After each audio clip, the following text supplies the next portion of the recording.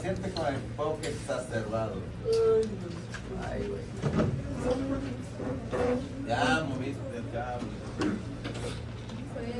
Muy bien.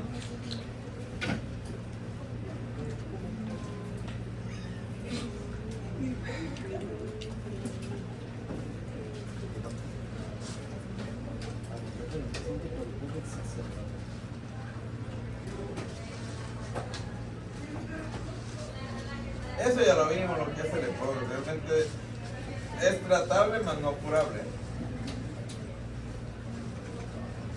Ya sabemos que el principal factor de riesgo para el EPOC es el Tabaquismo.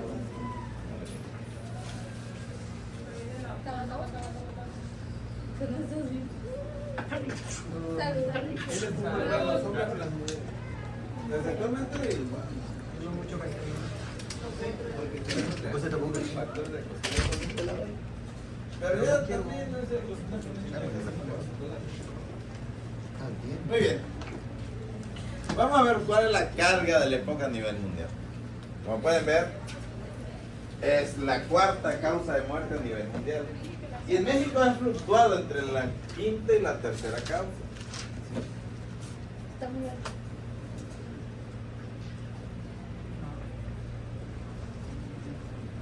La prevalencia es de 7.8% de la población mundial.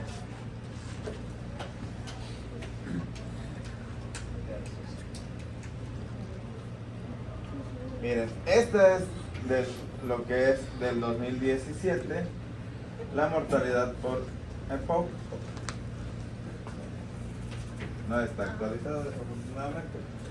Pero, pues Guerrero se encuentra no tan en la base de la pirámide, como pueden ver, afortunadamente. Chale. A menos no estamos tan mal en ese aspecto. En todo lo demás sí. Y no porque no haya muerte por EPOC, sino porque se muere más por balazo que por EPOC. Ah, bueno, también. Más común la intoxicación por plomo que la intoxicación por cigarro. Pues sí. Ahora, Exacerbación de poco. como pueden ver, lo que es la exacerbación deteriora la calidad de vida del paciente y lo peor de todo, incrementa la mortalidad. Así, sí. El paciente cada vez que tiene una exacerbación de EPOC disminuye su promedio de vida. Normalmente, o el promedio general de la duración de una exacerbación son entre 7 a 10 días.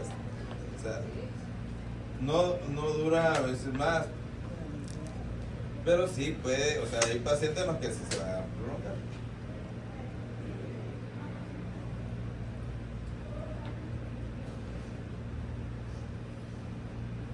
Ahora, ahí está la definition.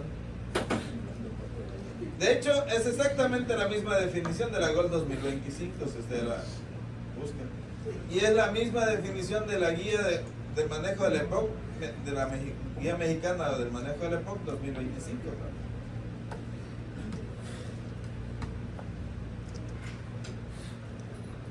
¿De qué es una exacerbación? Pues no es más que un evento que se caracteriza por el aumento de la sintomatología del EPOC en menos de 14 días. O sea, que haya un incremento de la disnea o la tos y o la expectoración en menos de 14 días y que puede ir acompañado de taquipnea o taquicardia, ¿no? Y que se debe o se asocia a un aumento en la inflamación local y sistémica causada principalmente por una infección de las vías respiratorias, por la contaminación u otros insultos de la vía respiratoria. Otras causas. La principal causa de la exacerbación son las infecciones de la vía respiratoria, pero no la neumonía, aclaremos.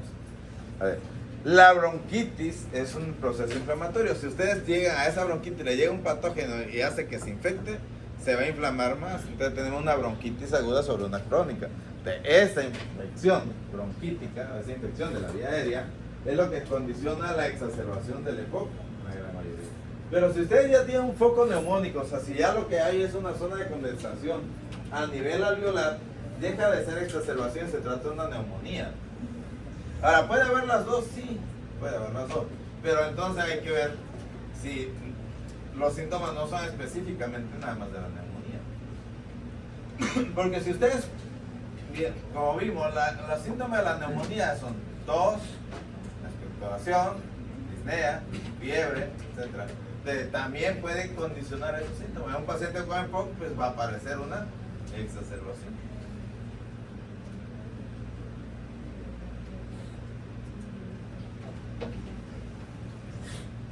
Y van a aprenderse estos criterios. Se llama criterio Antonisen. Antonisen es un investigador, ¿no? Él define la exacerbación como un deterioro agudo y sostenido de al menos dos síntomas mayores o un síntoma mayor más uno o más síntomas menores.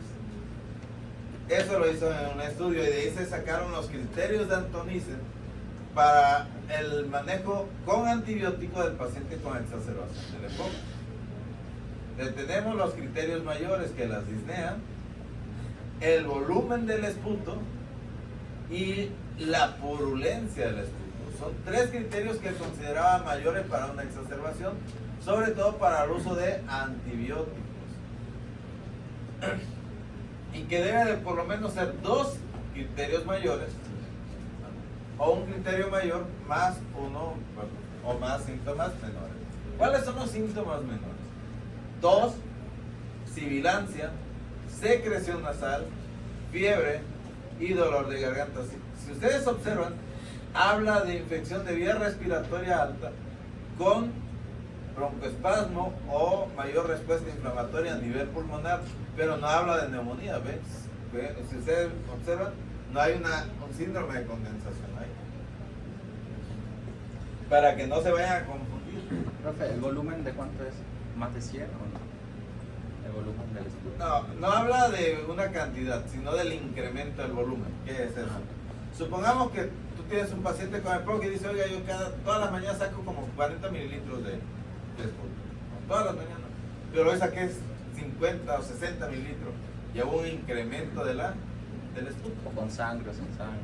Bueno, ya cambia la característica. Pero, hablando del volumen, no es un volumen específico. No todos tienen...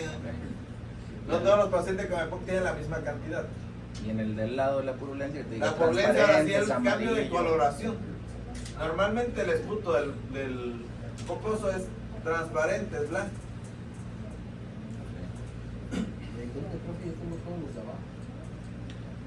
Te cuidas. Ah. Dice que tiene todos los de abajo. ¿Ah? ¿Cuánto es tu volumen? ¿De qué?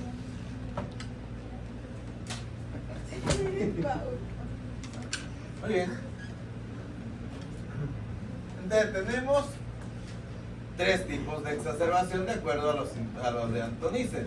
La exacerbación tipo 1, exacerbación tipo 2 o exacerbación tipo 3. Muy bien. ¿Cuál de esas que consideran que es la más grave? La 3, ¿no? La tipo 3. La tipo 3.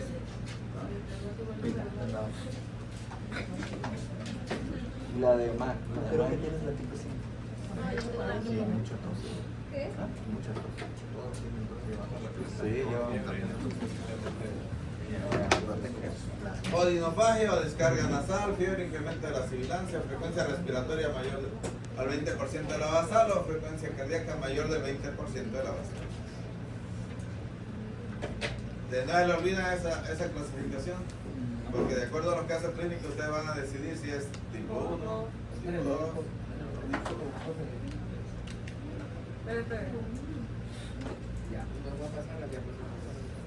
Claro. Con una pequeña ¿Cuál? cantidad. Usted dice lo mismo, ¿no? Dos. Ok. Acá arriba, si ustedes ven, Te dice 2 de apréndele. incremento de la expectoración, expectoración purulenta, incremento de la disnea. Pero acá en el tipo 2 dice 2 de estos que siguen aquí. La presencia de 2 me dice que es tipo 2. Alguno de estos más esto es tipo 3. El único que presenta todos los datos de mayores son el tipo 1. No sé si me entendieron. Sí, tienen que presentar todos Para que sea de tipo 1. O sea, que haya incremento en la expectoración purulenta, incremento de la disnea, que tenga todos esos datos, todos los criterios mayores, es una exacerbación tipo 1. Si nada más tiene 2 de esos criterios, entonces sería tipo 2. Si tiene alguno de esos criterios, o sea, de estos criterios, pero tiene uno más de estos, es tipo 3.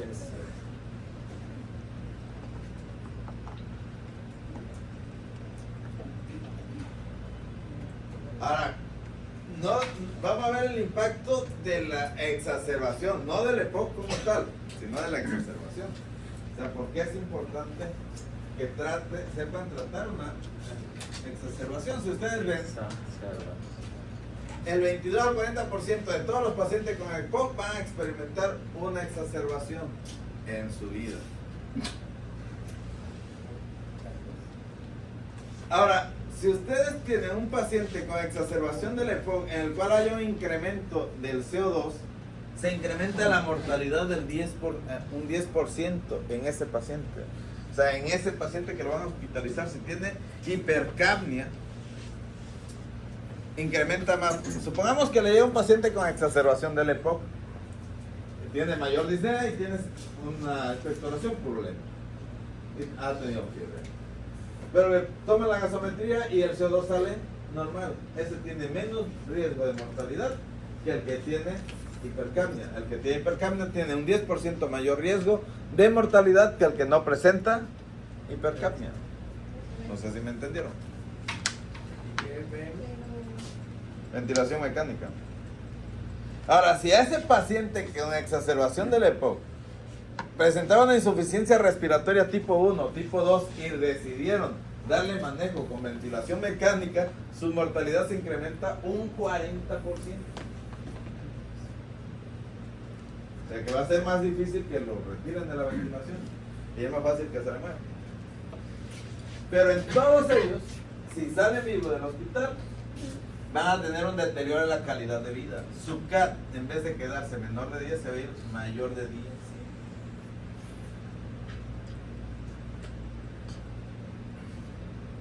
Miren, vamos a ver la etiología. La causa más común, o el 50%, son desencadenadas por infecciones bacterianas, el 50% de las exacerbaciones. Recuerden, no causan neumonía, sino infección de los bronquios o de las vías respiratorias pequeñas, pero no afectan al alveolo y al parénquima pulmonar. El 30% son causadas por infecciones virales. Ahora, entre el 30 al 50% está asociada con una inflamación eosinofílica, o sea, hay un incremento de los eosinófilos. ¿Y se acuerdan de qué importancia tenían los eosinófilos para el manejo?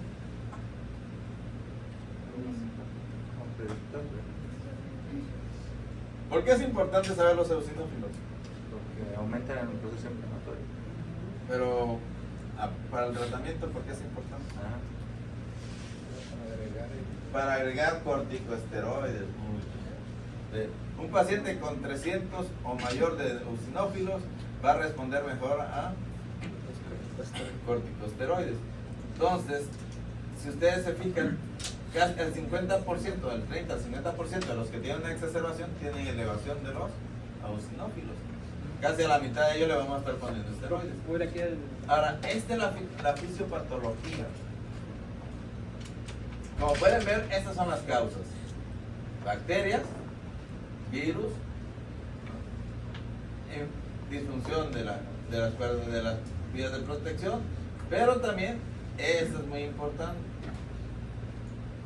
la no adherencia al tratamiento. O sea, si tiene un paciente que no se adhiere al tratamiento, lo más seguro es que va a tener exacerbaciones. Y mientras no saliera, Yo tengo un paciente que fue por fisio y me dice, ay, me aumenta. Yo le digo, ¿por qué? Es que fumo una cajetilla en la mañana.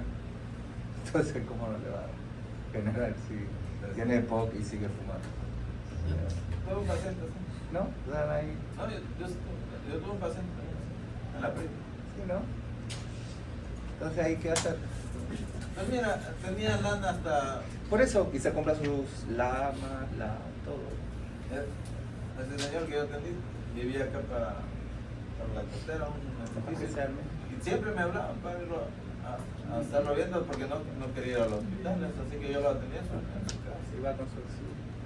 Tenía su tanque de oxígeno, iba fumando aquí, yo le decía, don Antonio, va a explotar un día. Y lo único que me decía, todos nos vamos a morir. Exacto.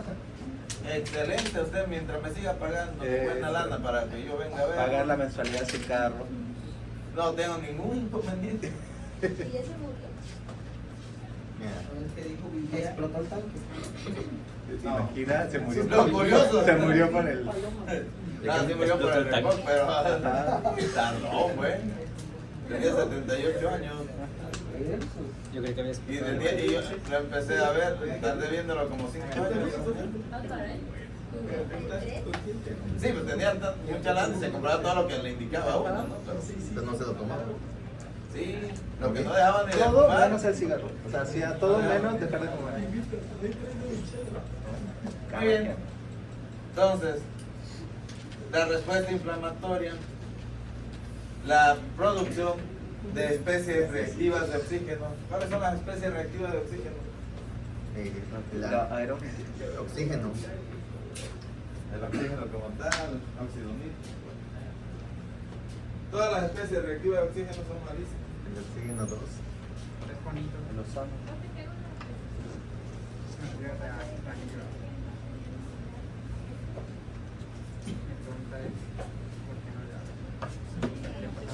Muy bien, vamos a ver entonces en la fisiopatología, aunque esa tengo un tema que es específico para eso, se lo vamos a tratar de ver. Cuando hay un contaminante, el humo del cigarro, cualquier cosa, va a producir una respuesta inflamatoria. Esa respuesta inflamatoria, lógicamente, va a llevar a activación de lo que es el sistema inmunológico. Primero mecanismo de defensa pulmonar son los cilios. El movimiento ciliar y la producción de moco. Eso se ve en un paciente que fuma, se ve completamente afectado. Se produce hipocinesia ciliar y se produce un moco más espeso, más difícil de movilizar. Segundo, se activan los macrófagos y empiezan a consumir todo lo dañado. Pero esos macrófagos producen unas sustancias que son elastasas, que destruyen los tejidos elásticos.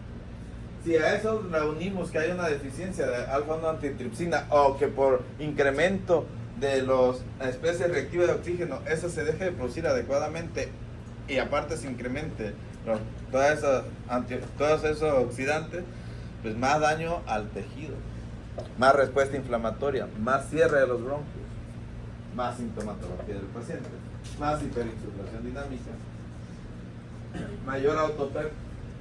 ¿Sí saben lo que es la hiperinsuflación dinámica y la autopep? A lo mejor lo escucharon ahí en el Congreso.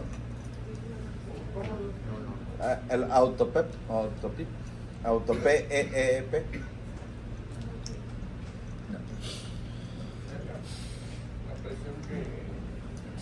Cuando la presión aspiratoria o presión positiva al final de la aspiración.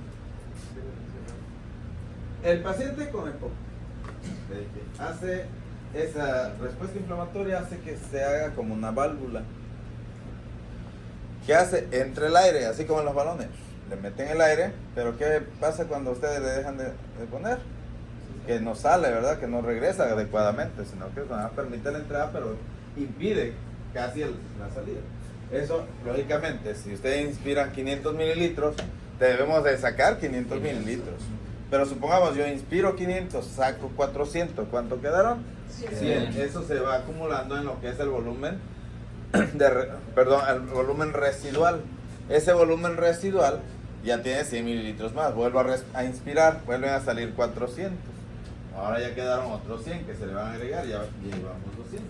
Y así, imagínense toda la vida del paciente haciendo esa inspiración.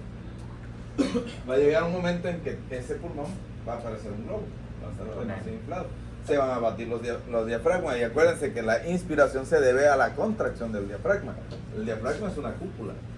Si ya queda así, la contracción va a ser menor, por lo tal la presión intrapleural va a ser menor, la cantidad de aire que empieza a entrar también va a ser menor, y entonces vamos a tener un paciente que tiene dificultad para expirar, pero también tiene dificultad para hacer un buen recambio o ventilación alveolar. Entonces vamos a empezar a tener hipoxemia e hipercapnia, y luego se va a inflamar o se va a llenar el pulmón de aire, vamos a tener una hiperinsuflación. Por eso que se forma lo que es el tórax Tórax en tonel, tórax en barriga. Porque se empiezan a liberar todas estas citoquinas. Por eso es lo que se da, por eso es que se da la hipercapnia. La hipercapnia se debe a que no hay esa buena eliminación. Yo no puedo sacar todo el aire. Cambian las presiones parciales a Sí. nivel alveolar, pues, Tenemos una presión parcial de CO2 normal en el alveolo de 40 y de 45 a nivel del capilar. Pero si se equipara, se interrumpe. Ahora imagínate que siga saliendo CO2 pero no lo puede eliminar, acá va a quedar de 50, lógicamente en el capilar va a ser de 50. Y vamos a seguir teniendo, o debería ser mayor para poder seguir sacando un poco. Que se va incrementando más la cantidad de CO2 en sangre y vamos a tener una hipercapnia.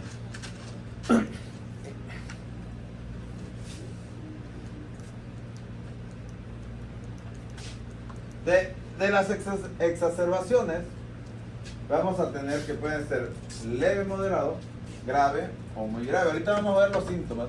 Porque antes la GOLD hacía una clasificación de leve, grave y moderado muy complicada. Actualmente, a partir del 2022, más o menos, empezó a hacerla más, a ver, esto güey no me entienden, lo vamos a hacer más simple, ¿no? dijo los urgenciólogos, no lo entienden. Sí, de hecho, o sea, no, fue para ellos. A ver, ustedes ni saben medicina, pues vamos a... Leve, moderada, ¿cuáles son los microorganismos que más causan infección? Hemófilos influenza, Maxtorella catarrhalis, Streptococcus pneumoniae, Mycoplasma.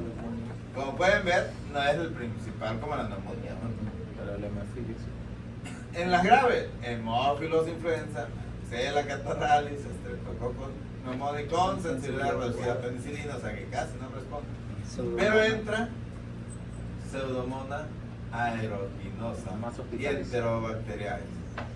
O sea, este es muy importante. Todo paciente que tenga una exacerbación grave debemos sospechar de Pseudomonas aeruginosa. Y cuando sea es muy grave, tenemos Hemófilos influenza, Streptococcus pneumoniae resistente, Enterobacteriaceae multiresistente y Pseudomonas aeruginosa multiresistente. O sea, que ya no le va a hacer casi ningún antibiótico.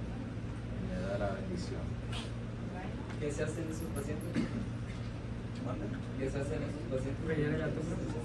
Pues se le inicia el tratamiento, se le da todo el manejo, pero pues hay que esperar el cultivo para ver a qué responde y ponerle ya la antibiótico. La GOL, anteriormente no sé si ven a la nueva clasificación, pero ahorita decía, leve es aquella que se origina con un incremento de los síntomas, habitualmente con tos con expectoración, y que suele solucionarse con el uso regular o incremento de sus medicamentos habituales y de oxígeno. No requiere hospitalización. Como vieron, la pone más así como más fácil. A ver, tú, leve es cuando hay incremento de la tos con expectoración. No hay tanta disnea. Que se puede resolver nada más incrementando con el uso regular de tu medicamento de oxígeno y que no lo requieres hospitalizar. Moderada, paciente con deterioro en su intercambio gaseoso, ahí ya empieza con el problemilla. Con hipoxia sin mayor retención de CO2, o sea, como les dije, ese recambio empieza a afectarse Requiere además de su medicación habitual el uso de esteroide sistémico con o sin antibiótico y eventualmente podrá requerir manejo hospitalario. Severa, aquella exacerbación que cursa con insuficiencia respiratoria y puede cursar además con acidosis respiratoria. Está difícil de entender, ¿no? Pero es la de ahora, ¿qué dice? Si lo digo.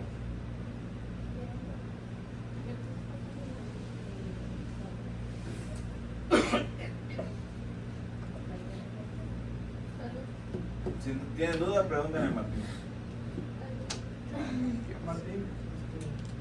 O a allá que yo no- ¿Qué vas a ver? La denunciada, ¿Y la del gol de ahora?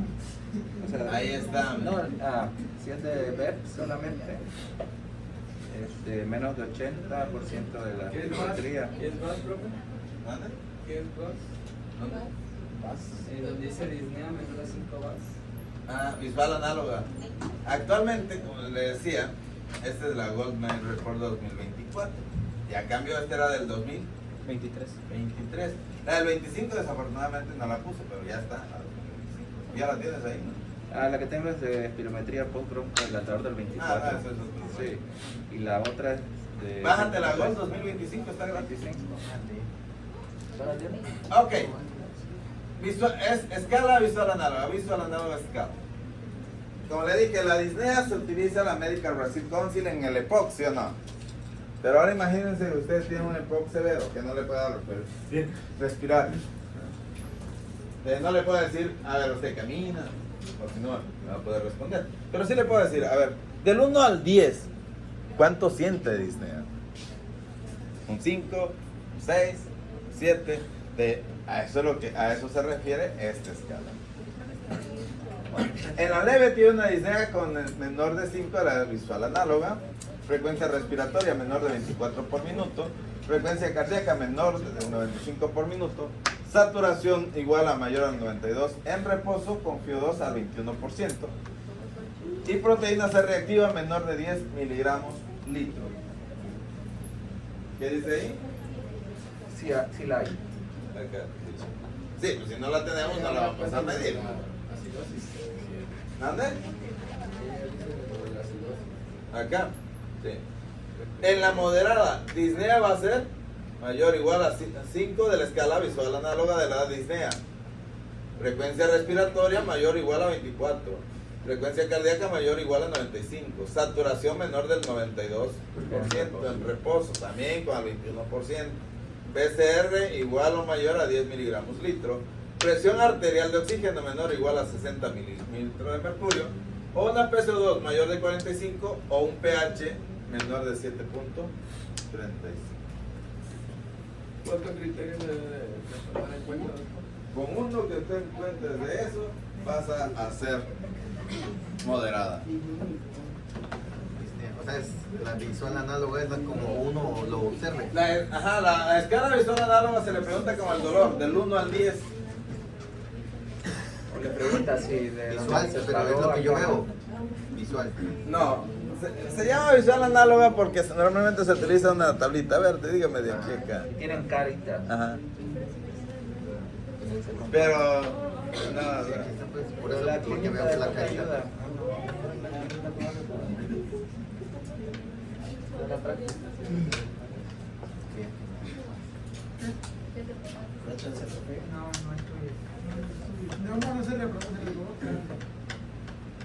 para pasar de leve a moderado son 3 o más criterios, pero pasar de moderados a graves solamente un criterio. Claro, si ya tienes leve.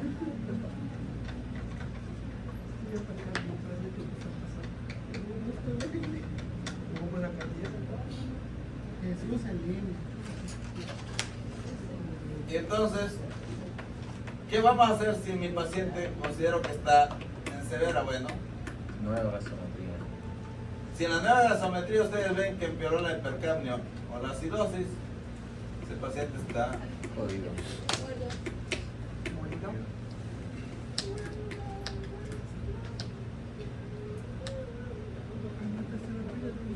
diagnóstico. ¿Cómo veo el diagnóstico de exacerbación? Hay algo que debe cumplir completamente para que yo pueda estar completamente seguro que es una exacerbación. Que el paciente tenga el diagnóstico previo de EPOC.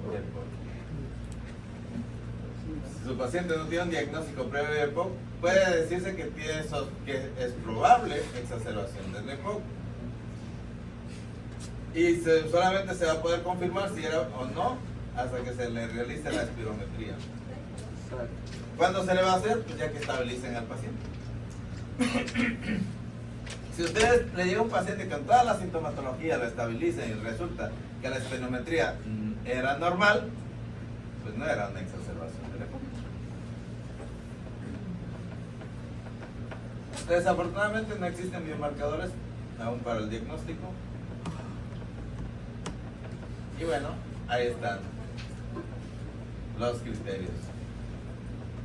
En inglés para los que no me entendieron hace rato.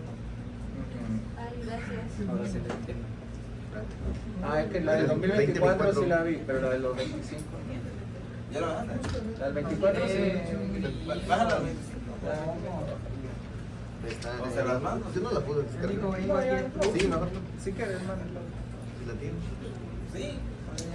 Gracias. A ver. Sí, sí. A ver, me llegó un mensaje. Vas a Chedraui a pasar a pagar el 20% que nos debe.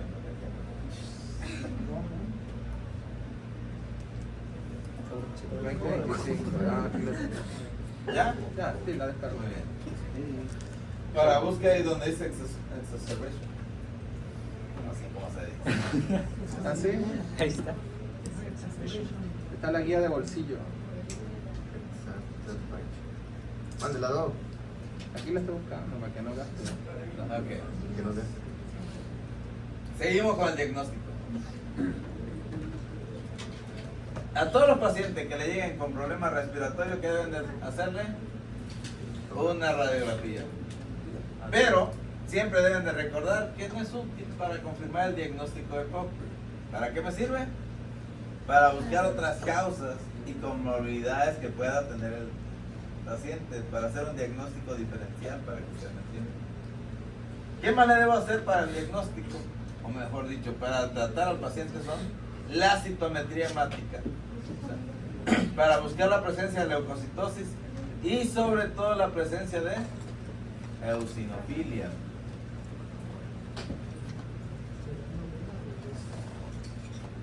¿Qué le ven a esa radiografía?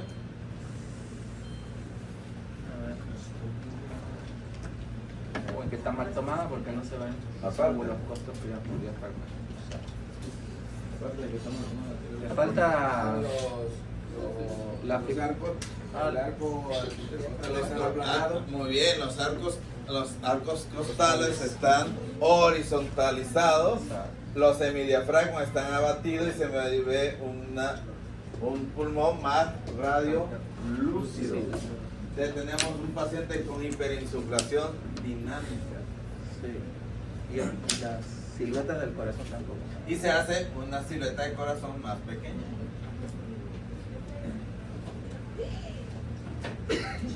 Diagnóstico diferencial. Como pueden ver, ¿qué dice aquí? Asma. Neumonía, muy bien. Luego, neumotórax. Derrame pleural. Embolismo pulmonar. Edema pulmonar. Y arritmia. Todos esos son diagnósticos diferenciales. ¿Qué quiere decir?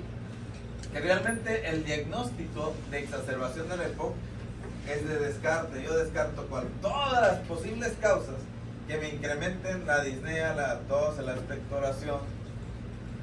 Y si no encuentro ninguna otra causa, entonces me sé que tengo un paciente con exacerbación del EPOC.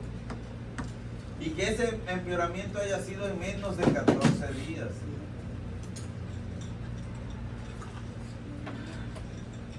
Pronóstico. Para el pronóstico vamos a utilizar algunas escalas. El pronóstico normalmente está determinado por esto. La severidad, lógicamente.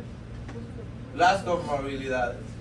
el uso de ventilación mecánica y el número de exacerbaciones previas. ¿Qué quiere decir?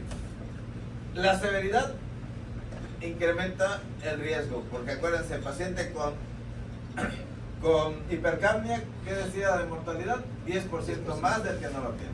Pero con ventilación mecánica, 40% más. Pues, lógicamente se tiene peor pronóstico. Y ahora, si lleva 4 exacerbaciones en menos de un año, eso está peor. Las escalas que se utilizan, que aunque no están aceptadas en la guía, las que más se han utilizado son el de CAP, es la que más se ha utilizado. Y actualmente tenemos el índice de neutrófilos linfocitos y el VAP65. La VAP65 es como la CORP65.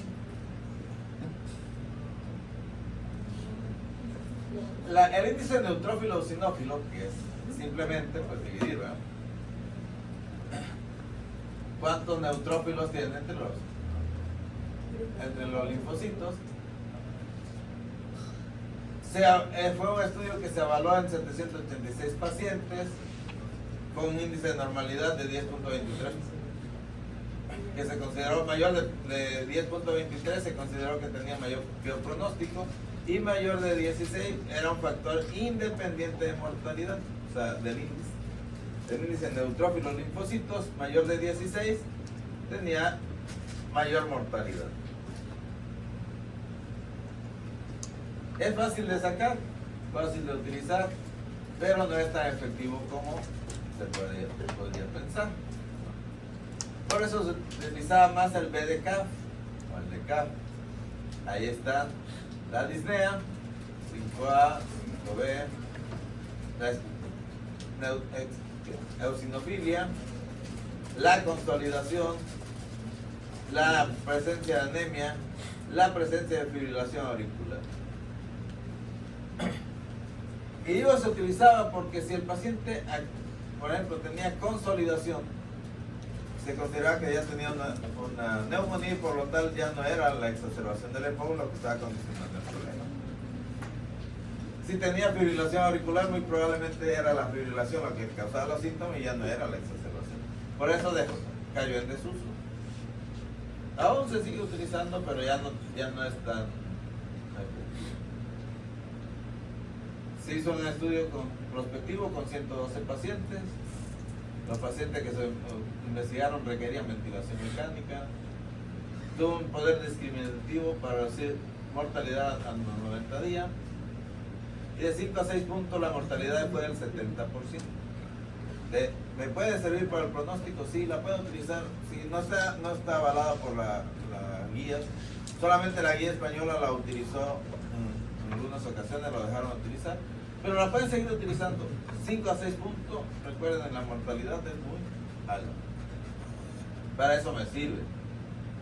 La escala VAP65 es una escala que no ha terminado de aterrizar. Que se ha considerado buena en algunos estudios y en otros han dicho no me sirve. La ventaja de esta escala es que la cantidad de pacientes en la que se validó fueron muchísimos. Y que se correlacionó bien con la necesidad de ventilación mecánica de mortalidad hospitalaria. En la VAP65, a pesar de que no ha terminado de aterrizar, hasta ahorita es la mejor en predecir quién va a necesitar ventilación mecánica. Y ahí están lo que va a requerir. El BUT mayor de 25, Glasgow menor de 15, frecuencia cardíaca mayor de 109 y edad mayor de 65. ¿Ya terminó la hora? Pacientes sin ningún criterio, la mortalidad es 0.5%. Pacientes mayores de 65 y que no cumplan los criterios restantes, 1.4%. Pacientes con todos los criterios, la mortalidad es de 26.2%. ¿Le puede ayudar? Claro que sí, pueden predecir más o menos, pero sobre todo predice la ventilación. Paciente que presente por lo menos 2 de los criterios no la mortalidad, sino el riesgo de uso de ventilación es de casi el 70%. O sea, me predice más a quién voy a ventilar que los que se me van a morir, como pueden ver. Y bueno, eso es para el COVID. Ahí están los criterios de hospitalización, pero ya lo vamos a ver yo creo en la siguiente clase, porque ya terminó, ¿no? 9. Ah, ya. 5. Está bien, profe. 2. 1. Ya vamos.